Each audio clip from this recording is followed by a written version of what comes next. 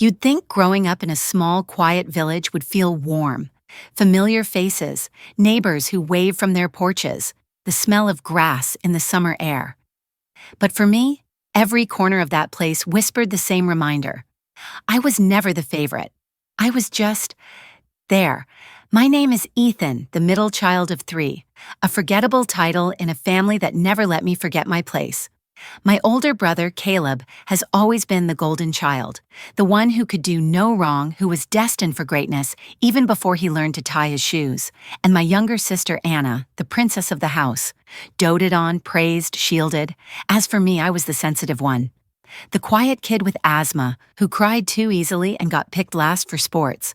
My parents, Patrick and Lillian, are the kind of traditional religious folks who believe in hard work, Sunday church, and the unshakable roles children must play. My dad is a man of few words, a mechanic with oil-stained hands and a belief that emotions are weaknesses. My mom, on the other hand, was the enforcer of tradition, the keeper of appearances. And somewhere in that equation, I just didn't fit. Caleb, now 40, sells cars at the local dealership. You'd think he was a Fortune 500 CEO, the way he brags about his commission checks, powerboats, TVs, a wife he refers to as his trophy, two sons who bulldoze through life like they own the world. And somehow, every family dinner becomes a Caleb show. My parents beam at him like he's walking on water. Me? I used to work at a comic book and video game store 7 years ago, but you wouldn't know it by talking to my family. They still act like I'm behind that same counter, ringing up action figures. They've never asked about my life now, never asked what I do, who I am, what I've built. I was never strong, never fast, never the kid who brought home trophies or hit home runs. I was the one who cried in gym class when my asthma flared up. The one who got a 2.5 GPA and dropped out of college. The one who had panic attacks and got told to man up or pray harder. Caleb used to call me the project when we were teens, like I was some broken thing he was trying to fix. He still does in his own way, offers advice I never ask for, laughs a little too loudly when I talk about my hobbies. Once, when I said I enjoyed working in tech, he asked if I was still playing with comic books. That one stung more than I let on. I guess what hurts the most is that I never wanted to be better than him. I just wanted to be seen. Not praised, just seen. But in our family, if you weren't loud, successful, and athletic, you didn't matter. If you weren't Caleb, you were nothing more than a footnote. Now that I'm older, working, living quietly, attending therapy, I understand how deeply that damage runs. But even now, my parents expect me to drive 2 hours each way every Sunday for dinner, just to sit there and listen to how amazing Caleb's latest commission was. They don't ask what I do. They don't care. And for the longest time, I believed them. Believed that I wasn't enough, that maybe I was a disappointment. But that belief, it's starting to crack. Because they don't know everything. They don't know what I've built when they weren't looking. They don't know I'm not who they think I am anymore. They don't know what's coming. It's been over 7 years since I last stood behind the counter of that comic book and video game store. Back then, I thought it was temporary, a stepping stone while I figured things out. I loved it, to be honest. I met my best friend and future business partner there. We bonded over late-night D&D debates and the kind of nerdy dreams that other people laughed at. He had a vision. I had the drive. We clicked. Together, we built something real, an IT support business that grew fast. Too fast, honestly. We poured everything we had into it, worked 70-hour weeks, skipped birthdays, and slept in the office more times than I can count. And after 5 years, a larger company made us an offer we couldn't refuse. My partner took his cut and moved to Seattle. I took mine, cash and stock options, and stayed. Quiet, grounded. Now I'm the CTO of a new cybersecurity startup. We're not huge yet, but we're building momentum, and I'm proud of the work. But you wouldn't know that from talking to my family. To them, I'm still the kid who rings up PlayStation games for $12.99 at a now-defunct shop that shut down in 2016. They've never asked. Not once. Never said, "Hey, Ethan, what do you do now?" Or, "How's work going?" They just assume. Or maybe they choose to assume, because it fits their narrative better. It's easier for them to believe I'm still the aimless middle child with asthma and emotional problems than to acknowledge that I've actually succeeded on my own terms. Every Sunday, I drive nearly 2 hours to their house, and for 3 hours, I sit through Caleb's sales pitch of a life, his big commission this week, his boys killing it in Little League, the boat, the new ATV, and then there's the commentary. My mom asking when I'm finally going to settle down and grow up. My dad quietly chewing while I pick at my food, every forkful heavier than the last. They don't say I'm a failure out loud, but they don't have to. And the irony? I'm worth over $1.2 million. I live in a comfortable 2-bedroom home I bought outright. My furniture? Thrifted, vintage, solid wood. Nothing flashy. I drive a 2009 Saturn. No one in my neighborhood would guess that I've invested in 2 startups, one of which is poised for Series B funding. That's the way I like it. I'm not trying to prove anything to anyone, especially not them, but it still hurts. Not because I need their validation. I don't. But because deep down, I wanted to be recognized. Just once. Just a, "Hey Ethan, we're proud of you." Instead, every family dinner feels like a performance I didn't audition for. Caleb is the star, Anna plays her part, and me? I'm the stagehand, making sure the spotlight stays where it belongs.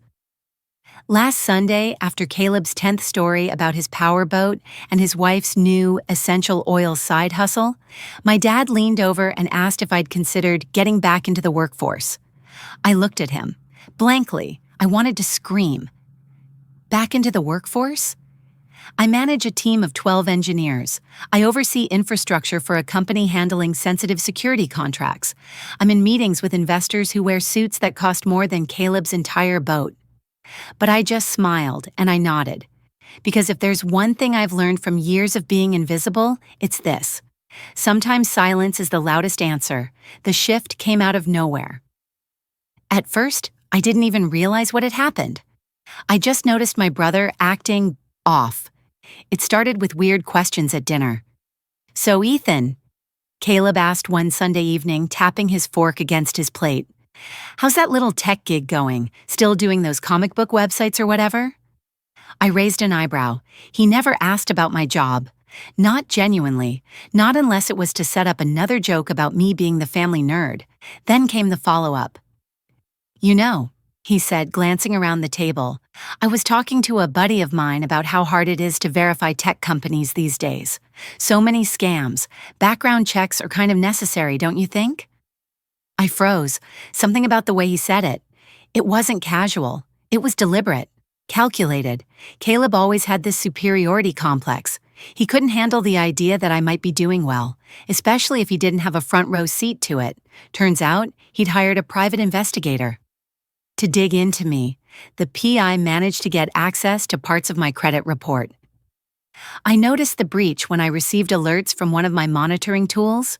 There were multiple failed attempts to pull data on my accounts and a successful one tied to a device I didn't recognize. I work in cybersecurity. This kind of stuff doesn't go unnoticed. At first, I thought it was identity theft. I prepared the usual responses: credit freezes, fraud alerts, reporting it to the FTC. But when I followed the digital breadcrumbs and cross-checked the IP addresses involved, everything led back to someone local. That's when it clicked: Caleb. My brother had literally paid someone to investigate me, to find dirt, to expose me as a failure to our parents.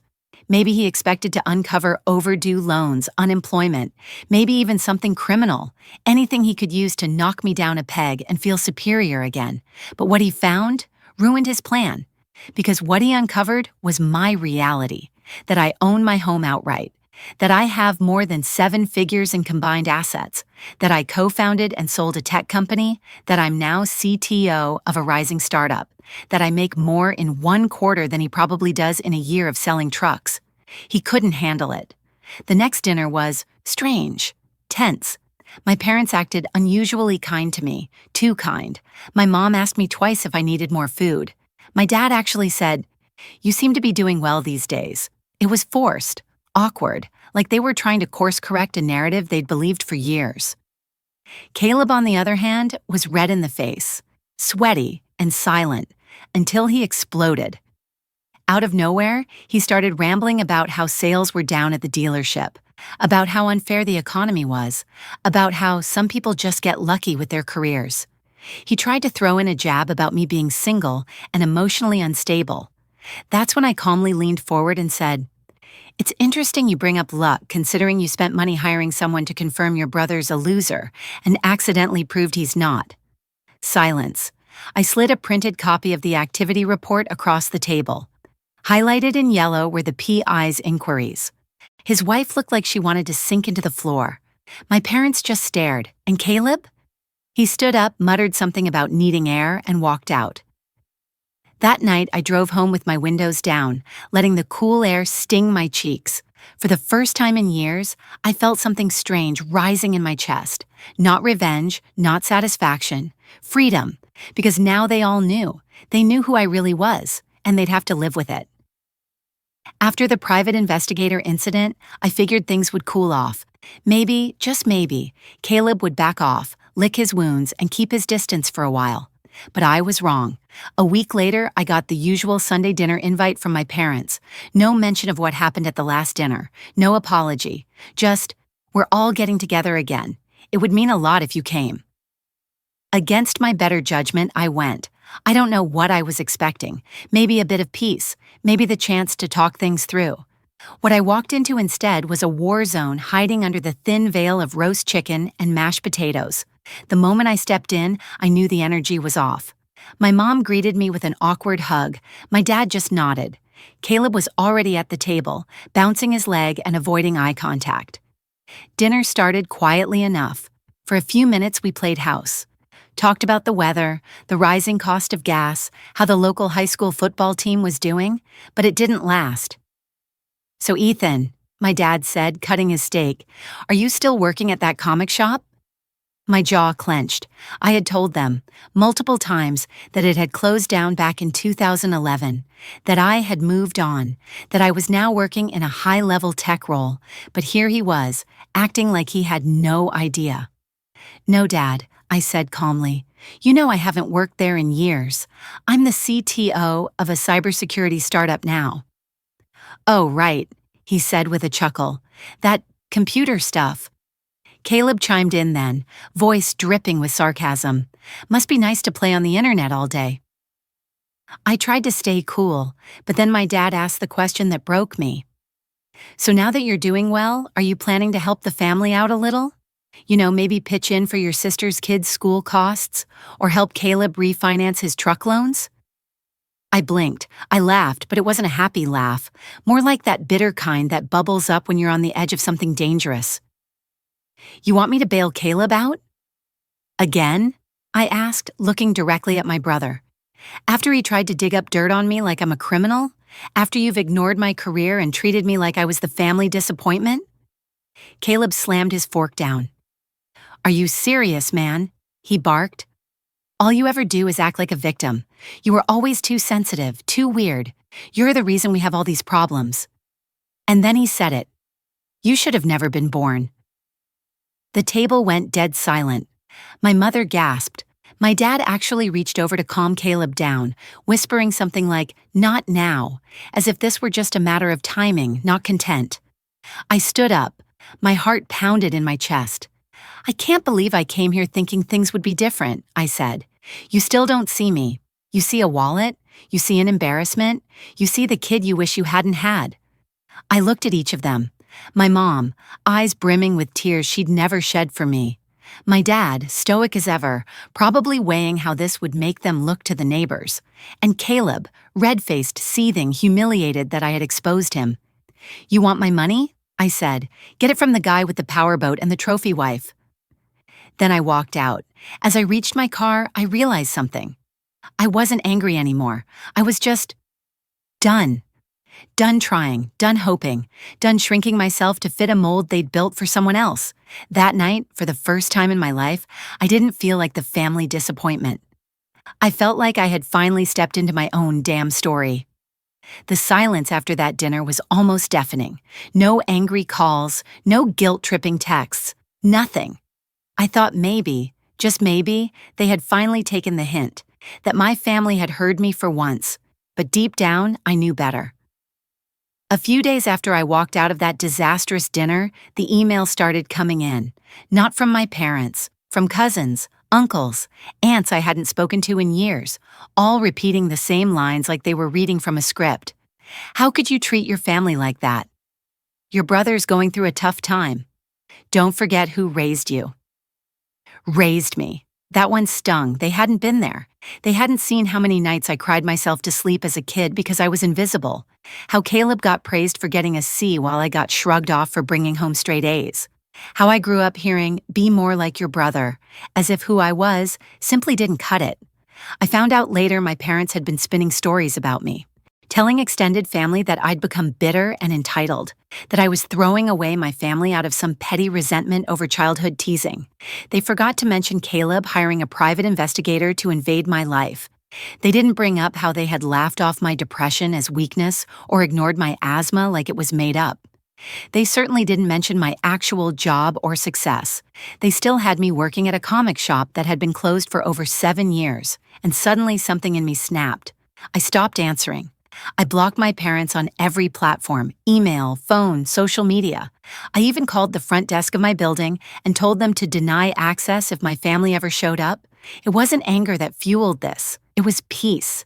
The kind of peace that comes from no longer begging people to love you the way you deserve.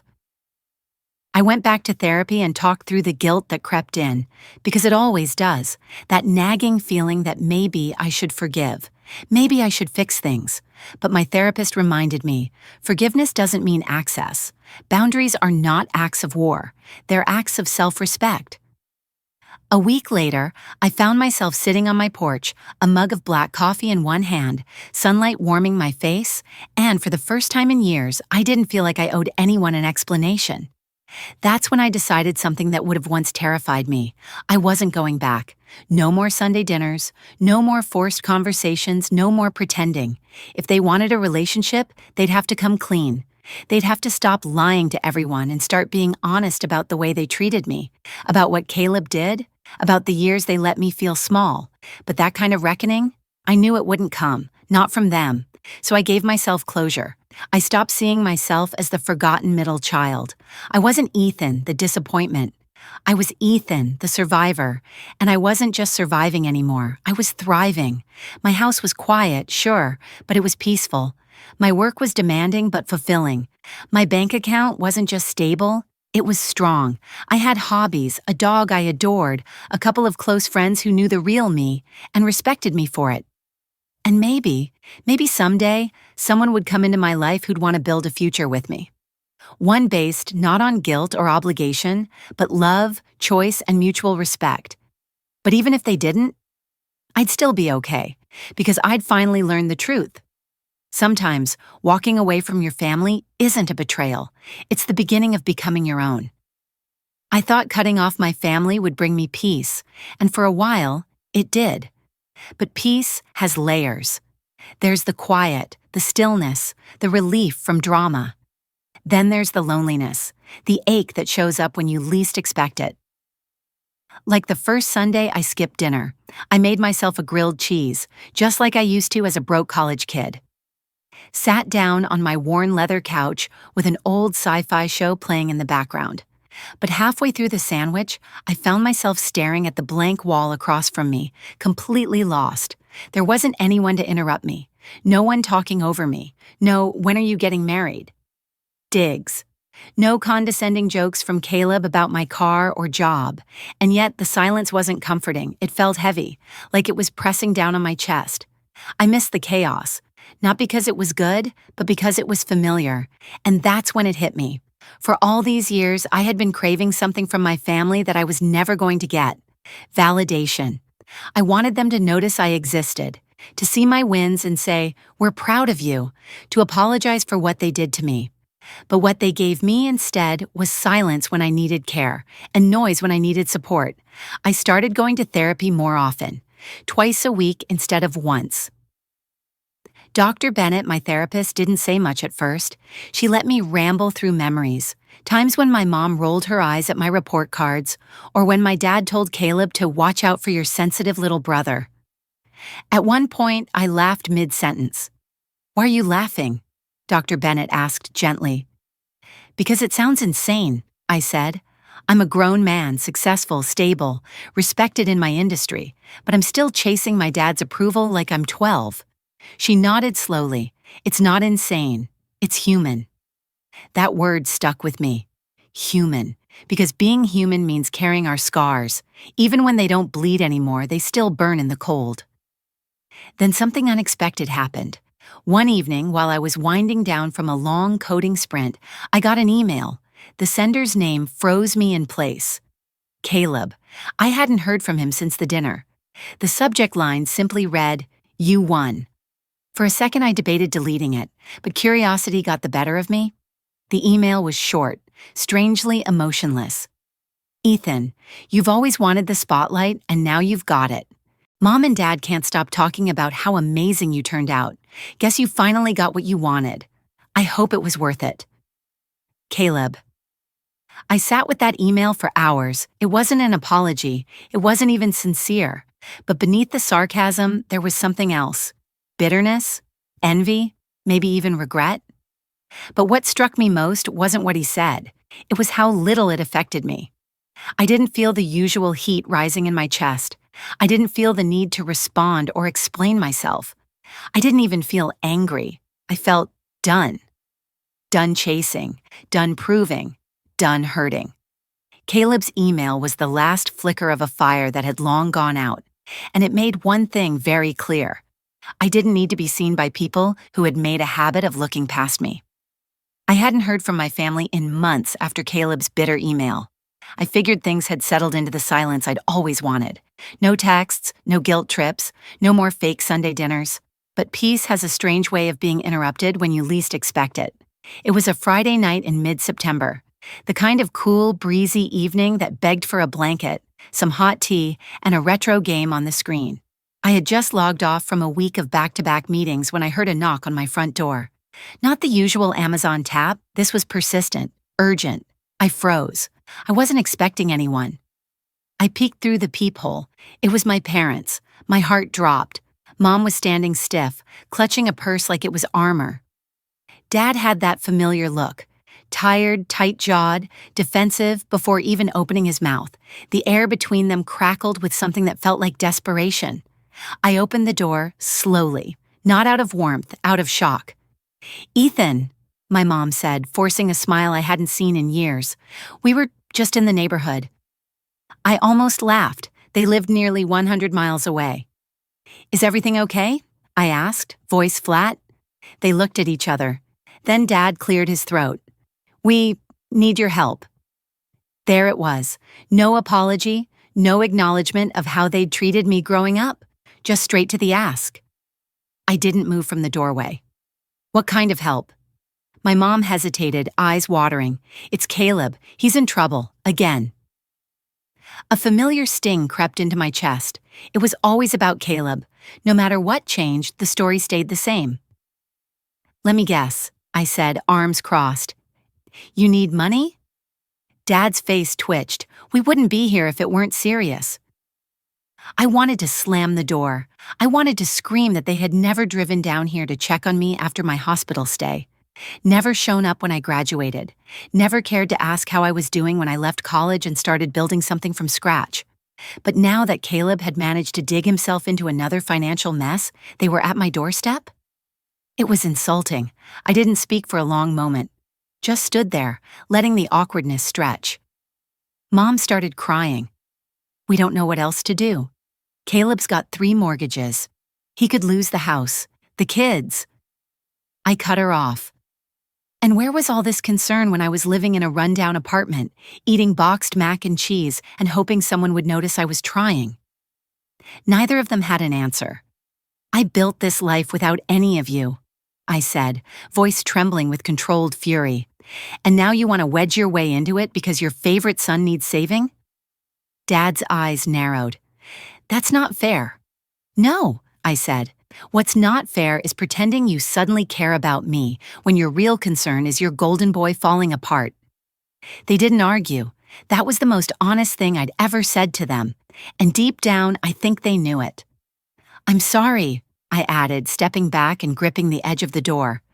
but I can't help you. Not this time. Not ever again." And then I did what I should have done a long time ago. I closed the door and locked it. On the other side, I could hear my mom softly sobbing and my dad mumbling something unintelligible. But I didn't open it again. This time, I chose myself. And the silence that followed? It didn't feel heavy anymore. It felt like freedom. It was exactly 5 days after my parents came begging that the knock came again, but this time it wasn't them. I glanced at the time, 9:13 p.m. I hadn't ordered food, no delivery expected. Part of me didn't want to open it at all. After last time, I'd learned the sound of desperation wrapped in denial. Still, I peeked through the peephole. It was Caleb. He looked awful, like he hadn't slept in days. His usually gelled hair was a mess. His shirt was wrinkled. His face, pale, gaunt, eyes red-rimmed like he'd been crying all day. I didn't want to open that door, but I did. "Hey," he said, voice cracking. I didn't know where else to go." I stared at him for a moment, then stepped aside wordlessly. He shuffled in like a shadow. He didn't sit, just stood in my living room like he didn't know where to put his pain. The silence stretched, and then, out of nowhere, he broke. "I messed up, Ethan. I messed up so bad." I didn't say anything. I wanted him to say it, all of it. He covered his face with both hands and crumbled onto the edge of the couch. "I was stupid," he said through sobs. "I thought I could outsmart the system, the loans, the back taxes, the image." He looked up at me, face twisted with regret. "I know you hate me," he said, "and honestly, I probably deserve it. But I'm not here because of them, not because Mom or Dad sent me. I came because I don't know what else to do." I stayed standing, he went on. "They've turned on me now. Can you believe that? The same parents who worshipped me my whole life. Now they're blaming me for everything. The lost savings, the house, the shame." He let out a bitter laugh that quickly turned into a sob. "I lost the house, Ethan. The bank took it. Melissa moved in with her sister, and the boys. They don't want to talk to me. I'm crashing in a friend's basement, and now even he's asking when I'm leaving." My stomach turned. I wanted to feel something, pity, anger, anything. But all I felt was numb. He looked at me with pleading eyes. "I miss having a brother," he whispered. That did something to me. It hit an old tender spot I didn't know still hurt. "You mean," I said slowly, "the brother you spent years mocking, pushing around, talking over?" He flinched. "I was a jerk, I know, and I let Mom and Dad feed my ego while they crushed you. I didn't know how bad it really was until they turned on me, too." I crossed my arms. "And now that they've cut you off, you remember me?" "I didn't come for money," he said quickly. "I swear, I came because I'm scared, and you're the only person I ever truly looked up to, even when I pretended not to." I didn't expect that. He wiped his eyes with his sleeve. "Please, just tell me what to do. How do I fix this?" I let out a long sigh, then I sat down across from him. "I don't have all the answers," I said quietly. "But the first step? Stop pretending you're still the center of the world. Accept what you did, all of it. Then maybe you can start over." He nodded, trembling, and for the first time in my life, I saw not the golden child, not the bully, but just a broken man, one who finally realized the pedestal he stood on was built from lies. And it had collapsed. The morning after Caleb showed up at my door was eerily quiet. He'd fallen asleep on my couch sometime after midnight, curled up like a kid who'd run out of places to hide. I didn't sleep much. I sat in my room, thinking, listening to the soft rhythm of his breathing, wondering how long it would take before he asked me for money. Even if he swore last night he wasn't here for that. At around 7 a.m., I heard the shower running. I left out a towel and a clean shirt. Old habits die hard, I guess. By 8 o'clock, we were sitting at my small kitchen table, drinking instant coffee from chipped mugs. The silence was heavy but not angry, just tentative. Then Caleb spoke. "Ethan," he said, voice low, "there's something I need to tell you before you hear it from someone else." I looked up, bracing myself. He told me everything. The loans, the fake accounts, the dealership's internal audit. He admitted to padding sales reports and misusing employee accounts to funnel in extra bonuses. He said it started small, a few hundred here and there just to make ends meet. Then came the taxes, the new truck, the third mortgage, and eventually it snowballed. The pressure to look successful, he said quietly. It eats at you, especially when you've been told your whole life that you are success. My stomach turned. I could still hear our parents' voices praising Caleb at every Sunday dinner, while I sat quietly, overlooked. He took a deep breath. The dealership's pressing charges. IRS is coming next. I'll probably lose everything. I wanted you to know. Not for sympathy, but because I owe you that much. I didn't know what to say. Part of me was furious. Another part, one I didn't want to admit, felt sorry for him, because in some twisted way he'd become a victim of our parents' delusion too. Still, I asked him straight. So what now, Caleb? What do you want from me? He didn't answer right away. His fingers tapped nervously on the mug.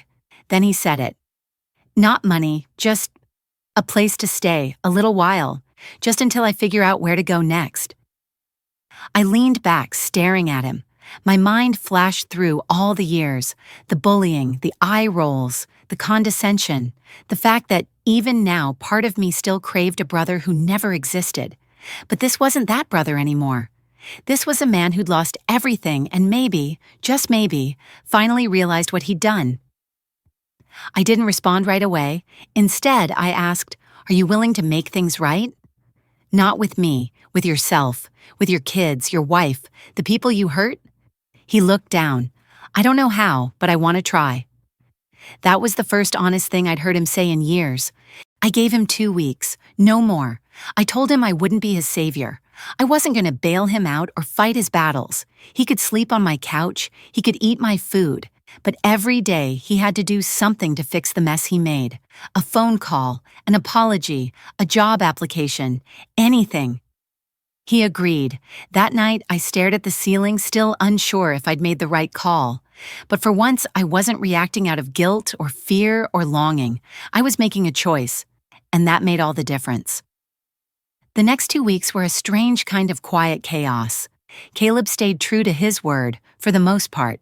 He didn't ask for money. He didn't sleep all day or vanish for hours like I half expected. He helped with dishes, took out the trash without being asked. He even offered to fix the squeaky hinge on my front door that had annoyed me for years. But change, real change, isn't about chores. Every day I asked him, "What did you do today to make it right?" At first it was hard for him to answer. He made excuses, said things like, "I'm working on it," or "I need more time." But by day 5, he finally called his wife. I could hear the conversation through the thin apartment walls. Her voice was cold, flat. She told him she'd already spoken to a divorce lawyer. Caleb cried that night. I didn't say anything, just left a glass of water by the couch and let him be. A few days later, he visited the dealership, came home looking like he'd aged a decade. "They're going public with everything," he said, rubbing his temples. "I'm probably going to be the face of the whole scandal." Then came the worst of it. Mom called. I don't know how she found out Caleb was staying with me. Maybe he told her. Maybe someone else did. But she left a voicemail that sent a chill down my spine. "I heard Caleb is with you. You've always been the stable one, Ethan.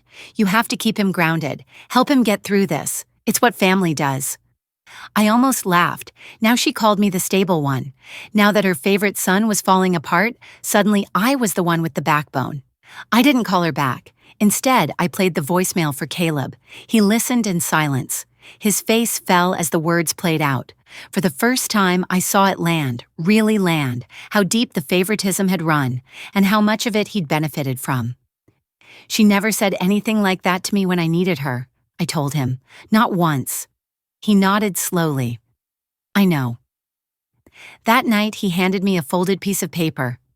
"My therapist said I should write this." It was a letter, not just any letter, a real apology.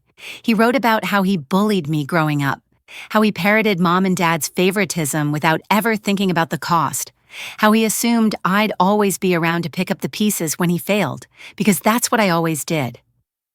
I didn't deserve your help, he wrote, and I still don't.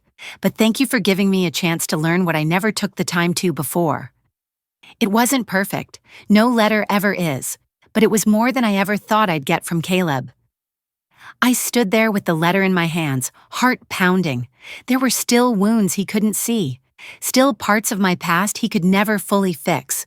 But this was something. That night, for the first time in what felt like forever, I didn't feel like the family disappointment. I felt like a man who had every right to be where he was. And I knew, whatever came next, I was no longer carrying the weight of our broken childhood alone. I didn't expect the letter Caleb wrote to do much. Honestly, I thought it would sit on my nightstand, collecting dust like the other half-hearted gestures from our past. But that night, after reading it twice and letting the tears fall where they needed to, something shifted inside me. Not forgiveness, at least not yet, but recognition. Recognition that maybe, for the first time in decades, my brother finally saw me. The next morning, Caleb came into the kitchen where I was sipping my coffee. No sarcasm, no posturing. Just a quiet, tired man with circles under his eyes and a different kind of weight on his shoulders. "You hungry?" I asked. He shook his head. "I'm going to the courthouse today." I blinked. "For what?" "To take responsibility," he said. "I'm going to plead guilty to the counts I know are mine. My lawyer says cooperating could get my sentence reduced." I stared at him, searching for signs of manipulation, but there were none. His hands trembled a little.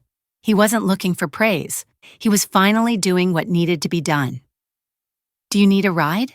I asked. He nodded. We didn't talk much on the drive, just listened to the soft hum of the engine and the occasional crackle from the old stereo. As we pulled up to the county courthouse, he turned to me. "I don't expect anything from you after this," he said quietly. "Not your support, not your forgiveness. I just wanted to make sure someone saw me do the right thing for once." And he got out. I waited in the car for an hour.